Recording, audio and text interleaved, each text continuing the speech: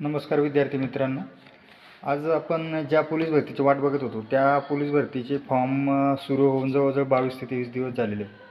तरी आज 60 ते 70% मुलांनी फॉर्म भरलेले नाही. याचं कारण म्हणजे कन्फ्युजन. कुठे फॉर्म भरावा आणि कुठे किती कॉम्पिटिशन असेल, किती फॉर्म येतील याचं सगळा सर्वे करून शेवटच्या 5 ते 6 दिवसात सर्व मुलं फॉर्म भरण्याच्या तयारीत आहे. परंतु 5 ते 6 दिवसात जे शेवटचे आहे त्याच्यात सर्वच प्रॉब्लेम तयार होणार आहे. एक लवकर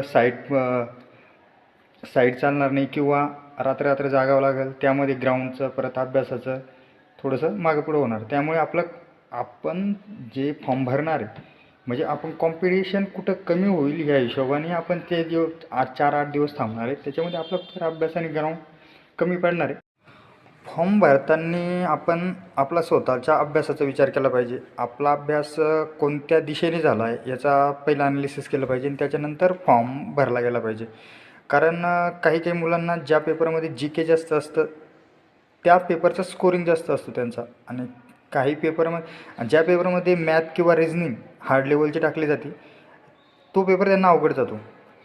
परंतु आपण जेव्हा ॲनालिसिस करतो, ज्यांना GK किंवा वन लायनरमध्ये जास्त स्कोरिंग आहे त्यांचं तर त्यांनी ठाणे, पालघर, जळगाव, लोहमार्ग, घाटकोपर ह्यासारखे ठिकाणचे पेपर जर पाहिले तर याला वन लायनरला जास्त महत्त्व दिलेलं आहे. इथून मागच्या पेपरमध्ये इथून पुढं सांगू शकत नाही, परंतु जवळजवळ सेम पेपर पडतो मागच्या वर्षाचा आणि पुढल्या वर्षात. जर तिथले अधिकारी किंवा इतर आपल्या अभ्यासाचं ॲनालिसिस करून फॉर्म भरण्याचा एकमेव फायदा म्हणजे असा की इथून मागच्या झालेल्या पोलीस भरतीचा जर आपण ठाणे, पालघर, जळगाव, परत आपला घाटकोपर, लोहमार्ग, अजून इतर ठिकाणचे म्हणजे असे सेम हे पेपर जवळजवळ 5 ते 6 जिल्ह्यामध्ये ह्या टाईपचे पेपर पडतात. आणि मुंबई, नवी मुंबई, परत आपला संभाजीनगर, पिंपरी चिंचवड आणि पुणे ग्रामीण, नाशिक ग्रामीण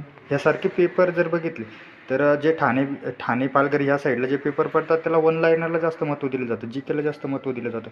परंतु जे मुंबई किंवा नवी मुंबई, छत्रपती संभाजीनगर, पुणे ग्रामीण ह्या ठिकाणच्या पेपरला आपलं रिझनिंग आणि मॅथला जास्त महत्त्व दिलं जातं.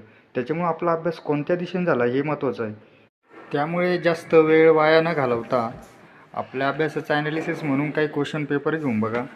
त्याच्यामध्ये कोणत्या क्वेश्चन पेपरला आपल्याला जास्त स्कोरिंग होतं त्या हिशोबाने जिल्ह्याची निवड करा आणि फॉर्म भरायचं जे टेन्शन आहे ते एकदाचं संपवा आणि आपल्या अभ्यासाला आणि ग्राउंडला लागून जा, म्हणजे आपली स्कोरिंग वाढत जाणार.